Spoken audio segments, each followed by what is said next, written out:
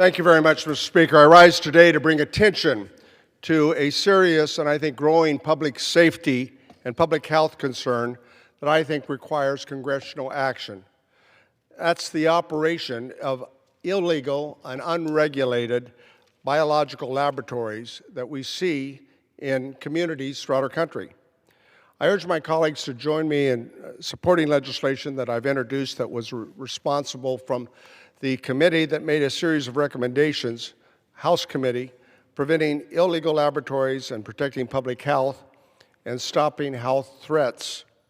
Many of us became aware in the San Joaquin Valley about this issue when in 2023, an illegal biolab was discovered operating in my district in Reedley, California. Local officials uncovered a clandestine operation storing biological materials, laboratory equipment, and medical waste, and dangerous pathogens like malaria, like COVID, like HIV, and thousands of laboratory mice in unsafe conditions, all inside a warehouse located near residential areas. It was not a licensed facility. It was operating in the shadows without proper licensing or permits. And why? Ostensibly, the reason was to develop medical kits for COVID testing and for pregnancy testing, but clearly that was not the case. Local authorities initially lacked the clear tools and resources to determine what hazards they were dealing with or how to safely respond. The situation placed local law enforcement officers, code enforcement staff, and nearby residents at serious risk. It required coordination of local, state, and federal agencies to fully assess the threat and dismantle this operation, and it was slow in coming.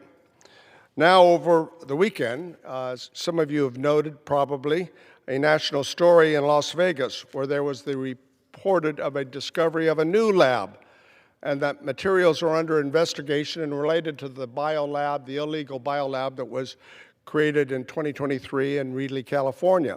This does not surprise me.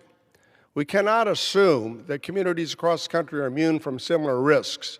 Many jurisdictions simply do not have the expertise, federal support needed to quickly identify and respond to unauthorized biological operations. And that's why I've introduced the legislation based upon committee recommendations. Bipartisan legislation aimed at strengthening federal coordination, improving oversight, helping close regulatory blind spots, and allowing authorizing facilities that have allowed unauthorized facilities to operate undetected.